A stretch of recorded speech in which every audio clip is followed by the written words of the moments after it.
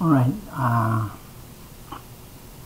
may isa akong promise sa inyo nga mo ni siya possibly mo ni siya ang napantay na topic atong business indicators or entrepreneurial determinants. What are the things that you do? What are the steps and procedures of doing business abroad, international trade, local? Part kaya po na sa inyong topic. Last na siya. This is a koan. These indicators are actually gikan ni siya sa list conduct na silang study or publication ni siya sa Organization of Economic Cooperation and Development, OECD. Ang conceptual framework ba? This was by the people from OECD, Eurostat, about entrepreneurial indicators program. It consists of several categories. So ako nang i-discuss sa inyo only later. Unasa na ito ng international effect. Now, take note nga, ang international Fisher effect is different from Fisher effect. For your own knowledge, ang Fisher effect is local, domestic na siya. For example, lahi ang formula sa Fisher effect o international Fisher effect. International Fisher effect, it refers to two countries. For example, Philippines and United States. Okay? Unsay kalambigitan sa nominal interest rate dito sa exchange rate. Whereas, ang Fisher effect, tanaw sa nimong nominal interest rate sa usa ka country, kay usa ra mga country na siya, in reference sa ilang inflation. So usually ang imong nominal interest rate is equal to kung kuwali mo gid ang real interest rate is actually ang inflation rate i-minus nimo sa iyang nominal interest rate. Magawas din to ang real interest rate. So in that case, lahi ang Fisher effect, lahi po ang international effect, okay? Now, anong gitawag man sa Fisher? Well, it actually derived from the word of from the name of the economist, Irving Fisher. Okay, it's an economic theory that links exchange rates movement to differences in nominal interest rates. So, kung saan imong nominal interest rates? Now, unsa may difference sa nominal rate, interest rate o real interest rate? Ang real interest rate, muna siya ang imong nominal interest rate, i-divide nimo sa consumer price index. So, kung i-divide nimo ang nominal interest rate by the consumer price index or CPI, ang magawa sana is ang purchasing power sa consumer based sa inflation. Alright? So lahi ang Okay, this is what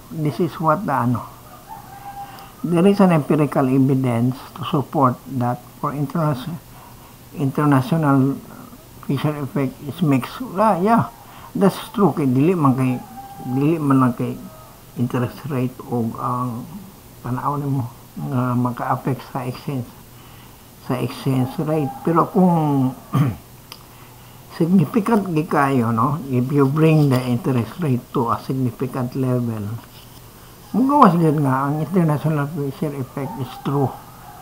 It's more valid. Okay? Especially kung i-adjust nimo interest rate to a more significant level. Now, this theory is based on the assumption that higher nominal interest rates, correlate with inflation. Usually, manggod, higher interest rate means higher po ang inflation. So, doon ay positive correlation between nominal interest rate and inflation. Muna siyang hinungdan nga nung mag-depreciate ang value sa atong currency. For example, we are using US dollar man. Nga pag-abot og mga December, October, November, December, mag-depreciate ang dollar against the peso. Nga naman, that is the time nga ga-remit ang atong foreign remittances. Ga-increase po during December, mga nga days. Okay. So, matulang hinako na siya. Basta gani mga bear na gani, September, October, November, mag-depreciate kita ang US dollar against the peso. Why? Tungod kay mag-increase ang atong supply of dollar. Kaya mo muna magpadala ang mga parente abroad o dollar para sa Christmas. Alright. So, para sa ako, useful kani siya ang international Fisher effect. Pag-evaluate sa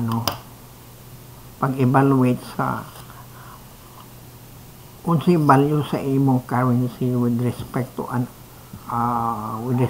another country, no? So this is the formula how to calculate the international Fisher effect. As I have said, tanawin mo ang nominal interest rate.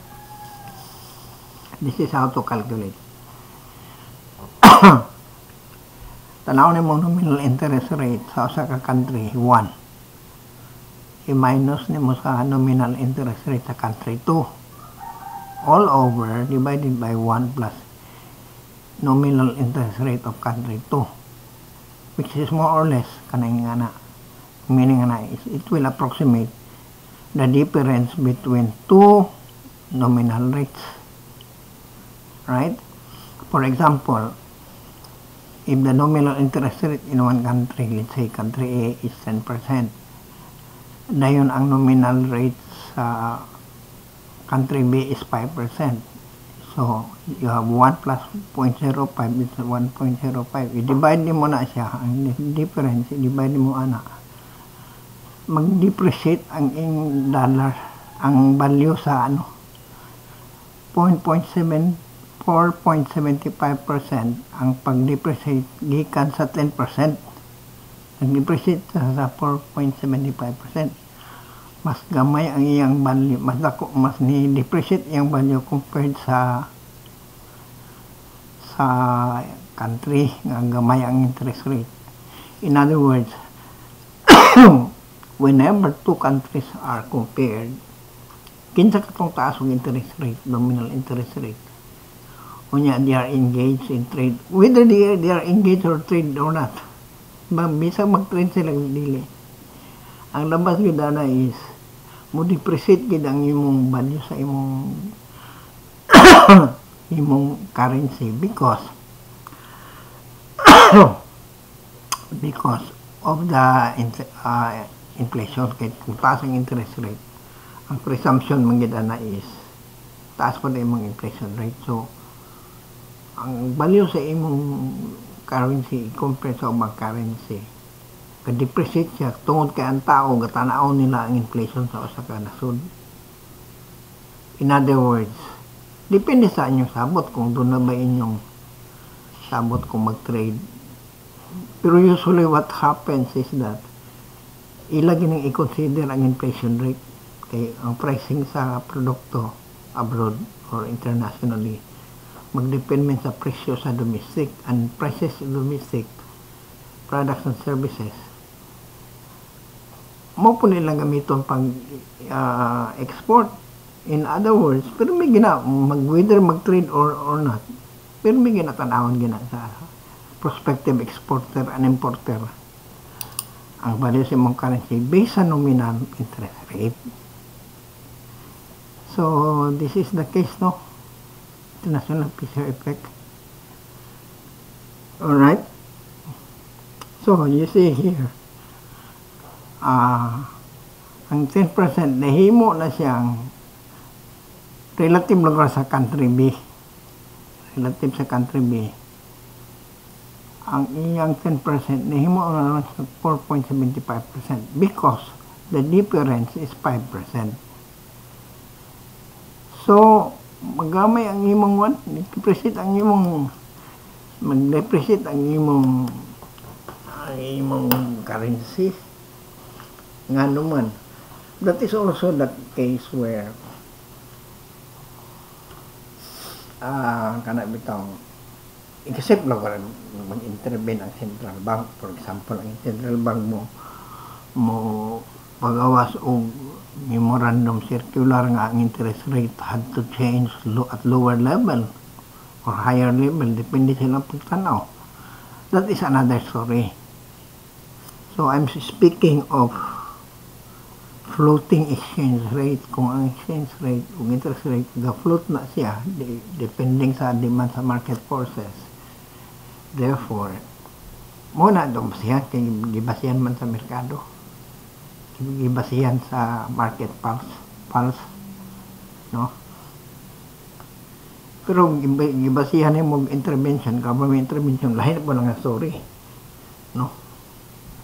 Pero ang presumption na is doon na international trade based on market indicators, based sa merkado. Alright? So, okay. Now, ang exchange rate at Fisher effect is this one. Dito pa muna sa Fisher effect. Okay, as I've said, lahi ang Fisher effect, lahi po itong international Fisher effect. Now, muna siya ang formula for Fisher effect, real interest rate plus expected inflation rate. Alright? If you want real interest rate, you simply deduct from expected inflation the nominal interest rate to get the real interest rate. So, kung ano mong real interest rate, ang labasan na is inflation rate, which is measured by your CPI minus nominal interest rate, right? And then naana kay nominal interest rate, naana kay real interest rate, imo na ma-analyze pag-ayo ang country with respect to your country using international Fisher effect. So muna siya ang ka-importante ani nga kuan. Although kayo dili lagi kay dagang gariya ani nga kuan, pero main na ni kay sa wa gi kay basihanan. Pero sa ko this is actually valid ni siya nga theory. No, international Fisher effect and Fisher effect. Now, I have sent a URL. Ayun ang send ko sa inyong URL. Kani siya, no? Palihog inyo na siyang i-click ng URL. And then, tagaan din mo o ito nilitawag ani.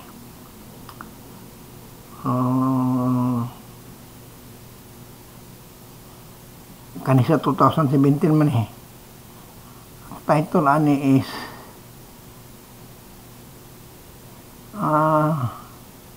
Entrepreneurship. Ang title ani nga book is Entrepreneurship at a Glance. Dayon 2017. So 2025 naman daron. Tanawa ang latest. Tanawa ang 2024 na naman sa 2024. Latest wala, sigurado ko wala pa 2025, pero usually a year before this year 2024 or maybe sometime 2023 na yung na-publication na pangitaan lang, be patient. dagang kayo ang mga grasya mo gawa sa taong gahulat. be patient. Para 2024, aron ka mahimong successful exporter abroad. Can you imagine there are 198 countries in the world? Dako na kayong merkado, no? If you are planning to export abroad, tanawan ni 2024 or maybe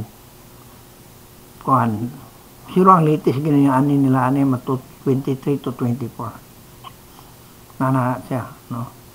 Pero what I'm giving you now is 2017 kay ang na-publish ang libro na ko 2017 man. So kani siya consists of 3 major categories: regulatory framework, market conditions, no? Unsa ang mga regulation, environment, pagkita ni mo dari mga regulatory environment sa usa ka nasod. Okay, pananglitan madto ka sa US, madto ka Europe, unsa nga country sa Europe, okay?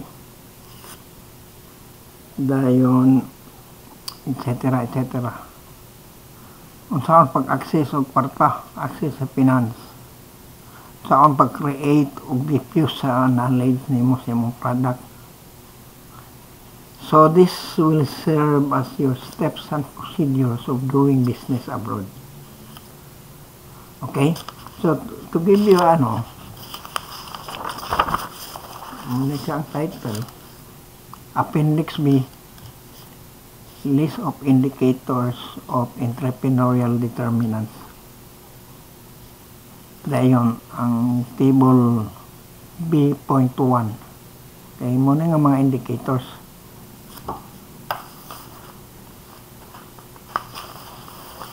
Alright. Dayon sa regulatory framework,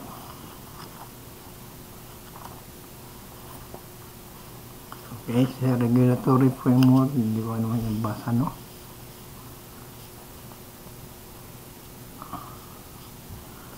Nadiri ang burden of government regulation. Siguro, ang pag na may series of questions, series of items in your questionnaire, I question it series of items na imong ma-rate from 1, very burdensome, from 10 siguro very burdensome down to 1, not burdensome. So, depende sa imong scaling, 1, 10, okay, 1 to 10 ang imong scaling. So, taas ka na, Pero 1 to 7 or maybe 1 to 5 ang imong scaling. Very burdensome, neutral, aron dali ra. Pero akong gibasihan sa inyo dani ang gikan sa World Economic Forum. Kanang bitang gitawag nimo global competitiveness. So morning source, muna siyang framework, morning source nato. Atong source is Global Competitiveness Report gikan sa World Economic Forum. So makita nimo mga regulation niya ang lain nga country. And then another part sa regulatory framework kaning cost required in starting a business abroad, no? What is the cost required in starting a business abroad? Usually, ang official cost gid na is the percentage of per capita income nga magamit pag start of business. So gibasihan ang income per capita based luga sa imong currency. Per capita income. Okay? Dayon pila ka porsyento ana imong per capita. Per capita means per person. Total income divided national income divided by total population. And then, okay. Basihan sa per capita. Aman mo na makita. Makita ni mo na sa World Bank report. Okay. Makita ni mo doing business abroad, World Bank. Okay. Muna siya ang source. And then another is doing business abroad, Japan. Pila ba ang minimum required for starting a business abroad? Gibasihan niya po na sa per capita income. No? Pila ang porsyento sa imong per capita income gibayad as minimum capital required nga gideposit nimo sa bangko. Okay, so ang source ana is World Bank. Yapon World Bank doing business. Dayon second ni siya.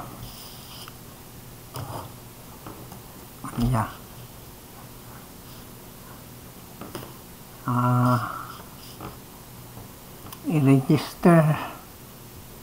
Registering properly.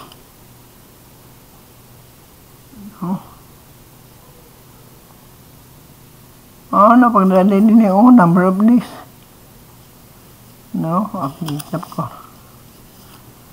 Number of days for starting a business. Now, gibasihan mo ang kalendaryo, ang days sa calendar days. Nagigamit nimo pag-start sa imong business. Unsay mga procedure. Na may ubang country nga lisod-lisod labi na depende sa imong point of origin. Labi na imong country is when, for example, no, we normally don't trade with North Korea manggod. So, mga capitalist country or democratic country maglisod gid sa North Korea. No? Sulod, bisag ganing mga travelers maglisod sa North Korea. That is because naa sila gitawag og prerogative. No? Pwede nila ga-close silang border sa mga foreigner. Here, pila ka number of days, the average time recorded in calendar days. Nagigamit to start what are the procedures in starting a business abroad? It is measured as the average time. So there are siguro several items there. Imo i-determine ang average time. For example, siguro pag start a business from sa Cagayan de Oro, it takes about 10 minutes na siguro na. Ang dugay ana ang baklay-baklay. Pero ang pag-adto sa opisina, muna makalangay kay illegal work man nimo, ipo may baklay. Pero doing business gida na pila ka average time na gamay siguro. So you need to make some adjustment. There's so many niya. Unong ka category. So I advise you kung gusto mo doing business abroad, kanigit tanaw ninyo. Tanaw nimo ang latest 2024. Okay? It will not only sharpen your mind, it will help you a lot know what is it doing business abroad. Oh. Panalitan na kay mga handicraft, imong export. Kita nimo nga mayroong market diri sa Pilipinas. Pwede mo i-market abroad. Pwede nimo na may steps sa ito, no? Mo ato kay Bureau of Customs, mo ato kay DTI, kung nabilong sa economic zone, ang imong area, mo ato ka visa, may permit. And then, itanaw nimo ang determinants of business, naon nimo diri. Makita nimo what to do. You will be guided accordingly. Okay. Alright, agam kayo ni siya pa. So, mas maayos na lang yun. Ang importante din yung market condition, grabe subsuban gina ang pag-study gid sa taste and preferences sa mga taga dito, taga laing country. Okay? So, makita nimo ni siya, hindi mo maglisod ani kay global naman ni siya. When you go to a country or tistingan mo diya sa city hall ninyo, inyong munisipyo, lagi na sila competitiveness report every year. Ako na nga libro, marang baga pas Bible, baga kayo. Competitiveness report, nga i-furnish gina siya sa kada syudad o munisipyo. So kung tanawon nimo diha, makita nimong competitiveness report 2025. Pero partahan lang inyong munisipyo na latest good na gina sila every year, no? Competitiveness report. Diyan mo makita. Pero kung gusto ka, ato na sa URL 2025, i-click na nimo na, magawas din itong kini. Magawas din yung indicator. Alright? So, thank you very much and good morning.